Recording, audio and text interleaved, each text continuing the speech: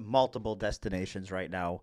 Normally Monday through Friday, we're in the members only group for the gym owners in FitBiz University. But on Fridays, I like to go live across multiple channels because there are other gym owners not in FitBiz University that can really use some of the strategy and tactics that we talk about. And I thought today would be a really good topic that I know a lot of gym owners are struggling with, right? And specifically, Facebook ads are, man, when I get on calls with new gym owners, and largely we're just talking about what is going on at their gym and why they're struggling, usually with client acquisition. More often than not, it's they're running some kind of Facebook ad campaign, like that's their main strategy. One of the first questions, when they say, hey, I need more leads, is I'm going to ask, what are you doing right now? What are you doing right now to get leads? And a lot of them, probably 50% or more, are like, hey, I'm running Facebook ads, but they're just not working anymore, right? And so what I like to do is, I don't necessarily take that at like surface value. I like to peel it, and dig a little bit deeper because I think to say that Facebook ads aren't working um, is kind of it's pretty vague because I think it's important to be able to kind of dive into, well, what are your expectations? What were you expecting out of this particular ad campaign, right? And those expectations should ultimately make sense for your business, for your gym. So, like as an example, if you're selling like high ticket programs at your gym, you should have a different expectation of your ads than if you're selling low ticket, like a $20 a month membership, right? You'll need to the numbers will be different. The return on investment needs to be adjusted for what you're selling. So and sometimes people will say, well, I just need X amount of dollar leads, or I just need $10 leads or $5 leads or whatever. Um, and usually, if I ask why, they don't know. You know what I mean? And it's just because uh, they have heard that from another gym owner who heard that from another gym owner who has heard that from a marketing company who is putting out marketing content about running ads across for a whole bunch of different kinds of businesses, right? And so all of a sudden there's just this preconceived notion of like you need $5 leads or $10 leads or $3 leads, whatever it is. Um, and guys, that's just so it's not a very good metric to judge that particular form of advertising with, right?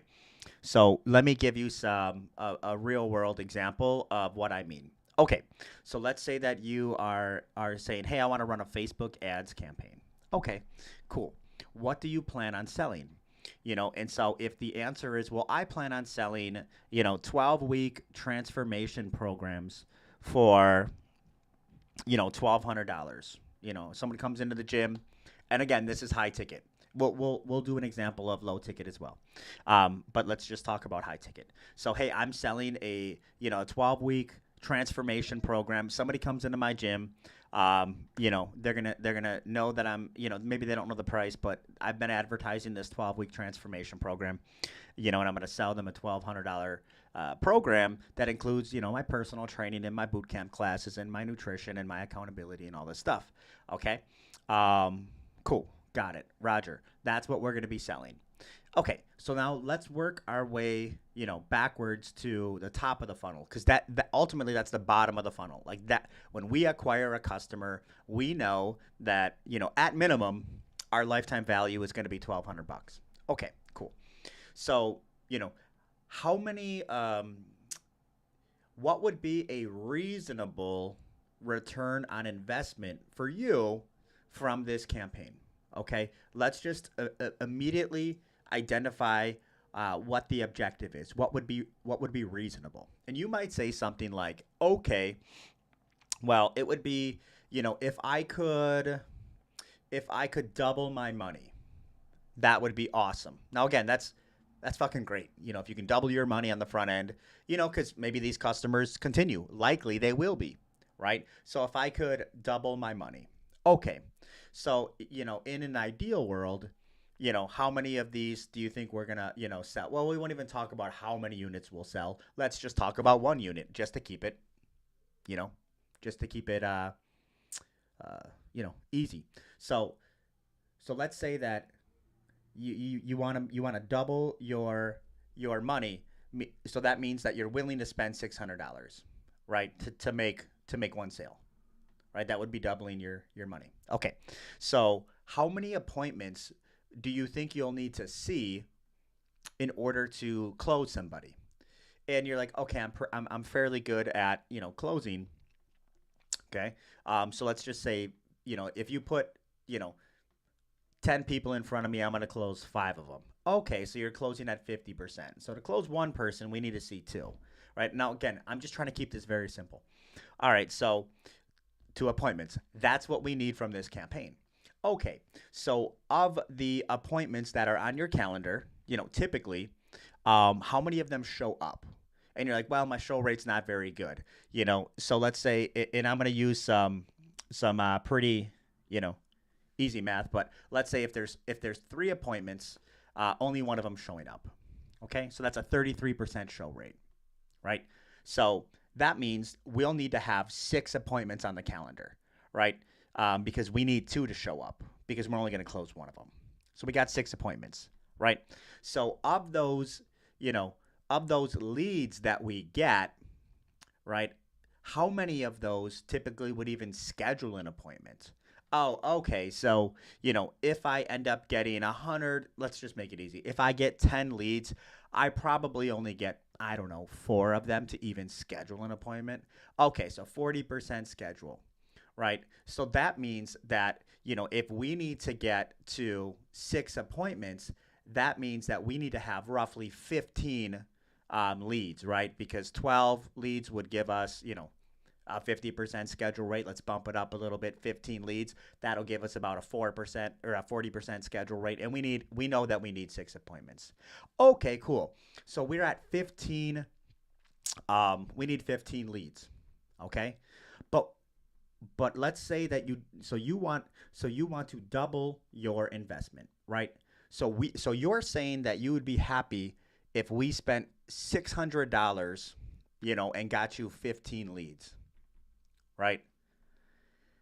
And that's what I'm talking about, right? Because if we just do some pretty basic math here, and I'm gonna pull up my calculator here. So $600 divided by 15 leads, those are $40 leads, right? And so, how many of you guys watching this right now would turn off your ads if they are at $40 cost per conversion? Most of you? Way too high, right? Okay. So, but it makes sense if you are selling a $1,200, program on the front end, right? That makes sense. You're doubling your money. Let me ask you, how many other investments can you make? How many other like where else can you put that money? Where by the end of the week or by the end of 2 weeks, whatever your sales cycle is, it's doubled, right? And so that's an example of, well, you have to do that exercise before you launch any kind of ads, right? Like you have to know those numbers, and I get it. You have a lot of stuff to do at the gym. You have a lot of hats to wear. You gotta sell. You gotta do marketing. You gotta coach classes and lead trainers and do a bunch of things. This is pretty important though, right? So imagine if you go to a marketer, and again, I don't market for gyms. I'm not a marketer.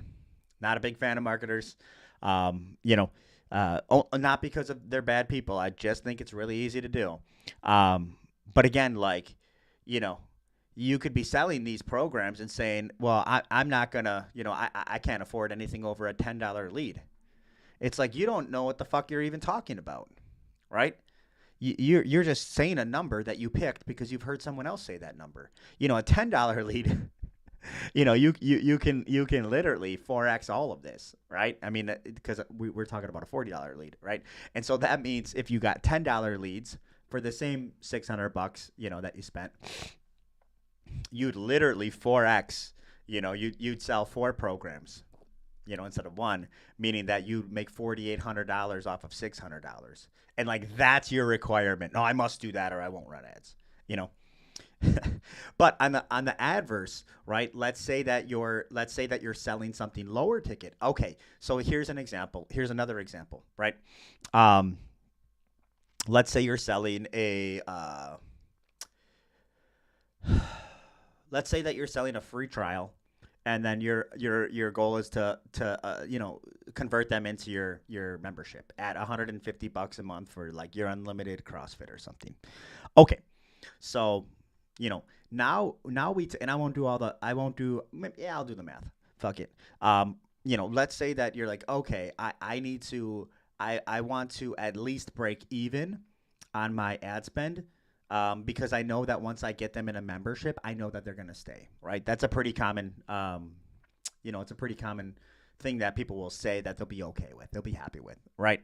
And so let's say if you are willing to spend $1,000, okay, then you want to sell at least $1,000 worth of memberships. So that means, again, 100 or $1,000, divided by $150. Let's just say that's your membership rate. Okay, six. You want to sell six? Well, 6.6. Let's be on the safe side. Seven. You want to sell seven memberships. That's your goal, right? But we have a couple extra steps here, right? Don't we? And so, in order to sell these seven memberships, how many people are going to stay after the trial?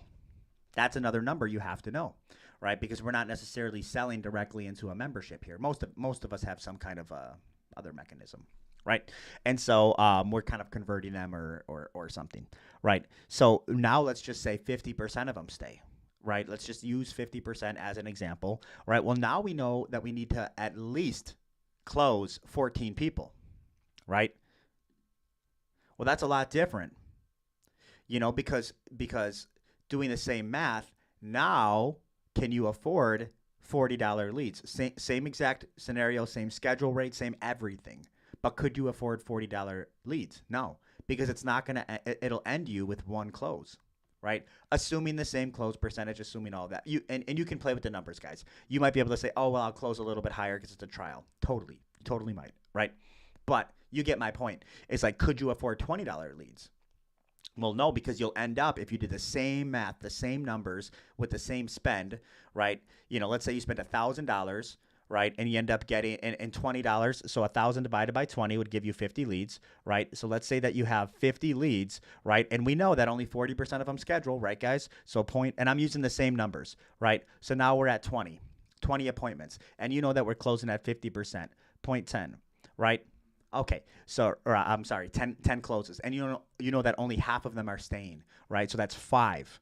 Okay, so 5 times 150, okay, is 750.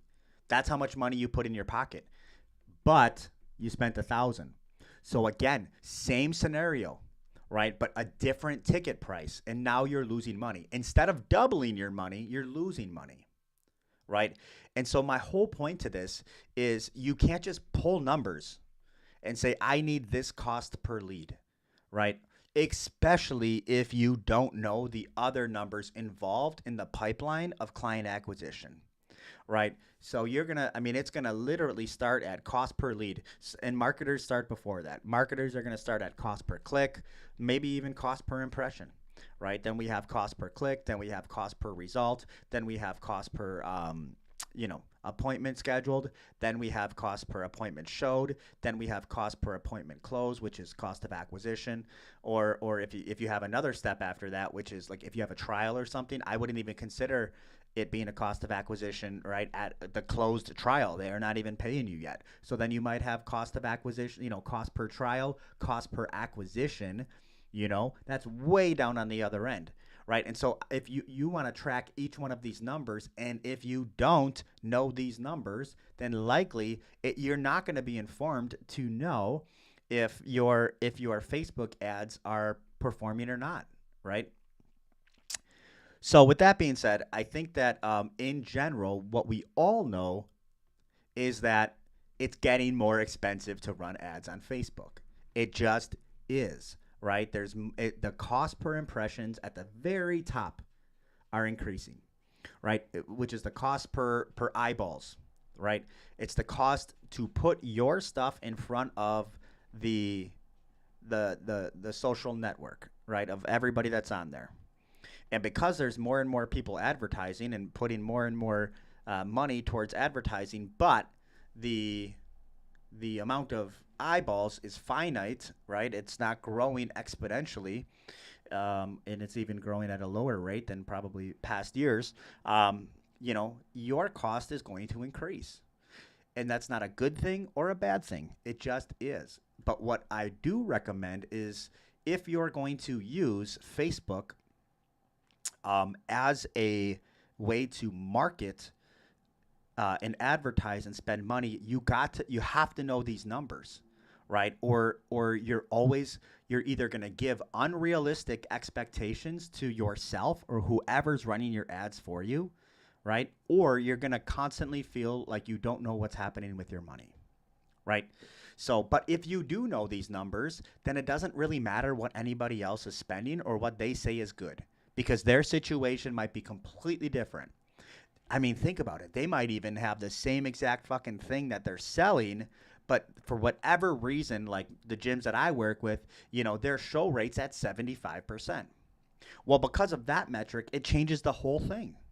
Now all of a sudden they can afford $40 leads because that one metric pivots everything and puts way more people in front of them, right? Or their schedule rate's at 70% compared to 40%. Guys, it changes the whole outcome and what they're able to afford for cost of acquisition.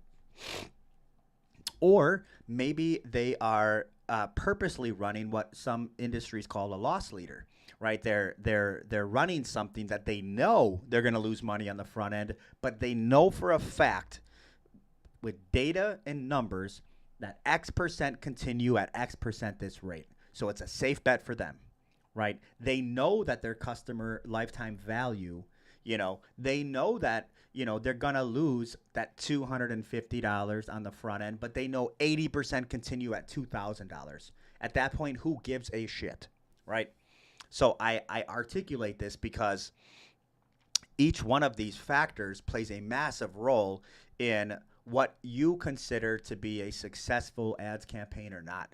And not knowing this stuff is going to either cause you to lose a lot of money, right? Because you could be setting yourself up for failure, right? If you're launching let's say you're launching a free 6-week challenge, right?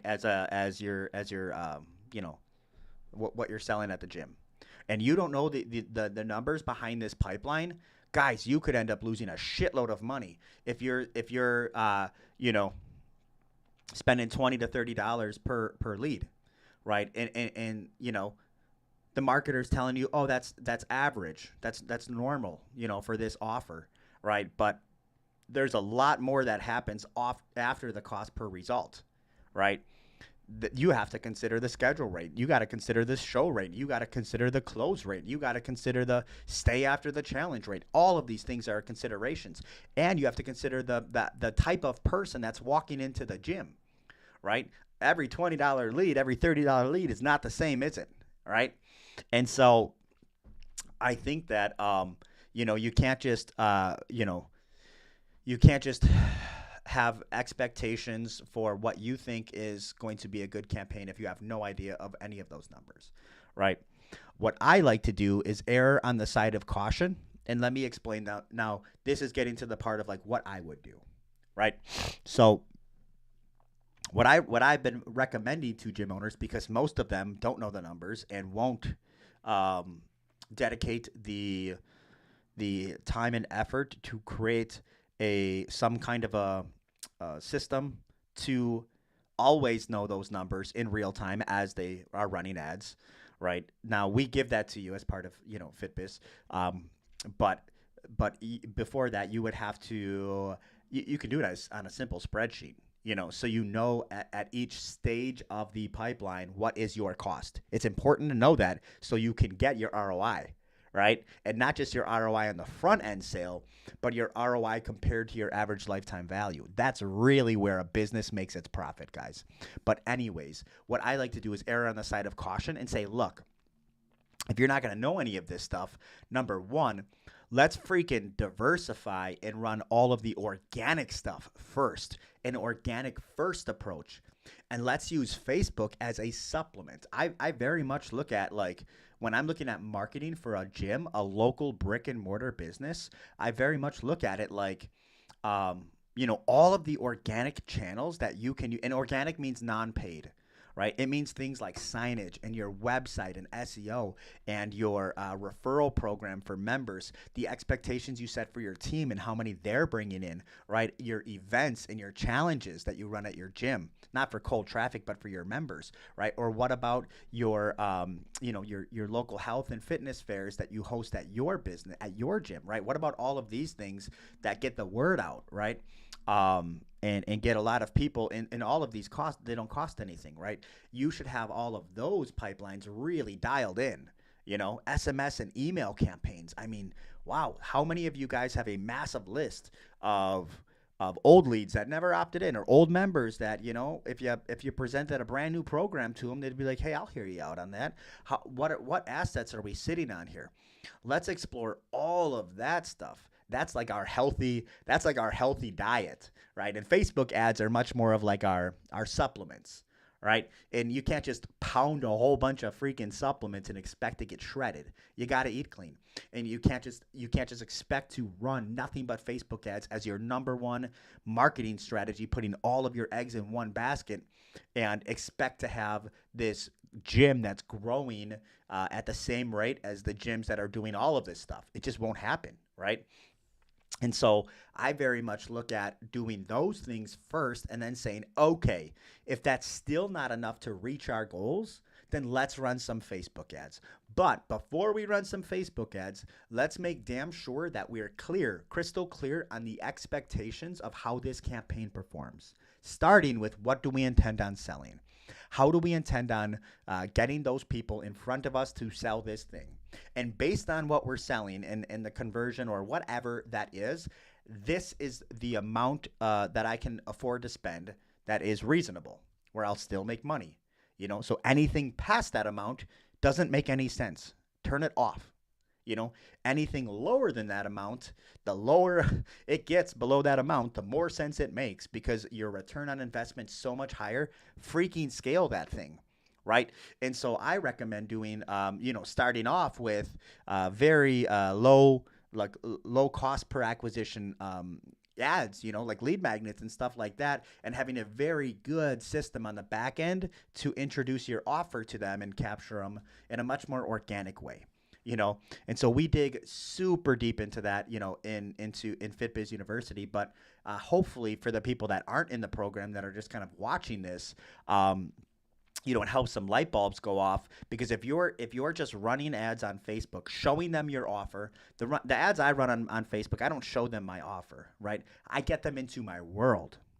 Right, I get them to know me, like me, trust me, understand I am the authority in the local community on everything fitness, health related. Right, my gym is what's up, and once they realize that and they feel comfortable, I'm gonna make them an offer.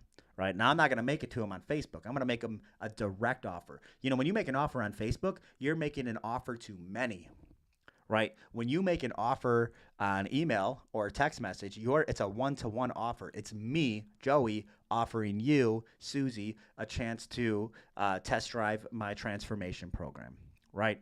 Not an ad on Facebook saying, hey, everybody that's out there listening, I have this thing.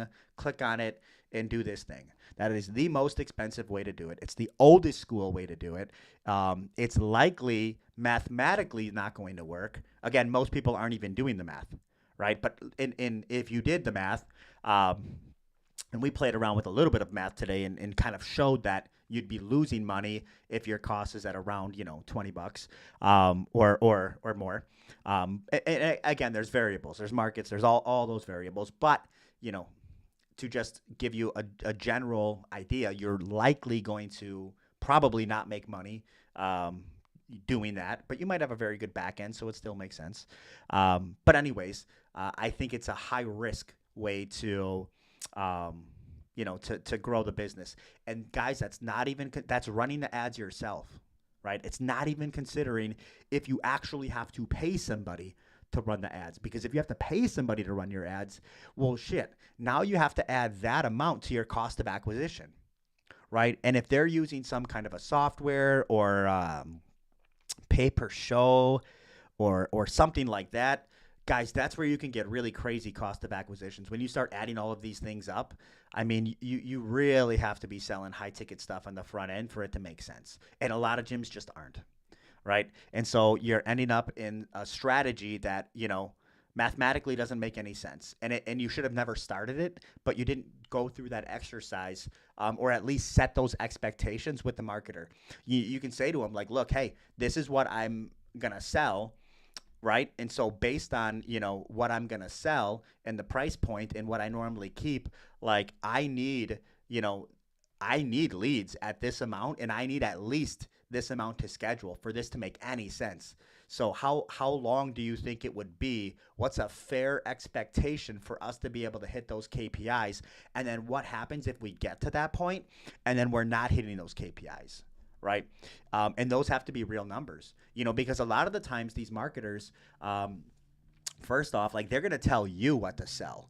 Like, fuck that. I did not open a business to have, you know, a marketer influence my vision on how I can help people, right? Like, I'm not going to sell a 6-week challenge because that's what's converting if I don't believe that, promoting a quick fix is aligned with the values that I have at my business. Right. I don't believe in like a quick fix. I see all of those people lose 20 pounds and none of them want to continue and they all gain the weight back. I didn't open a gym to do that. Right. And I don't give a fuck if you're saying, well, that's the offer that converts. Yeah. For you, you don't know anything about gyms. You just are a marketer, or you owned a gym 5 years ago. Right. It has nothing to do with what's going on right now. Right. And so first off, I'm going to insist that we run, exactly the offer and the what I want to sell and fulfill. And if you can't do it, that's fine. Just let me know. I'm going to go find somebody that can. Right. That's the first and foremost, because I'm not going to change my business model or strategy or anything like that. My values for like whatever some marketer says, 28-day free. I'm just not doing it. Right. That's basically them saying, I don't want to put in the work to figure out how to make this offer convert. I just want to do the stuff that I already have, teed up in my Google Drive, and that's how it's going to be. Right. And secondly, I think that it's important to set very clear and realistic expectations with these guys, because a lot of them overpromise and underdeliver, right? And so what happens when we don't hit these numbers, right? And to let them know, like, hey, if you feel like these are unrealistic, that's fine, but let me know now so we just don't get started. So I can go and find somebody else. And I don't care if you don't think I can find this. Like, I don't care. Then good luck to you, and let me go continue my search, right? And so as you can see, like, I'm really not a big fan of marketers when it comes to local gyms, okay? Because I think it's easy. Like, I teach the exact campaigns that hit these numbers, that mathematically make sense. And I tell you exactly what you need to expect and what you need to sell for it to make sense. And this isn't me pushing my own shit. I'm just telling you how fucking easy it is, right? And the third thing is, I do have a marketer for to run ads for FitBiz University, for the ads that you guys might see on Facebook, because it is a completely different playing field. It is not a local brick and mortar business, and I'm only advertising in a 6-mile radius. Guys, we have gym owners from around the world.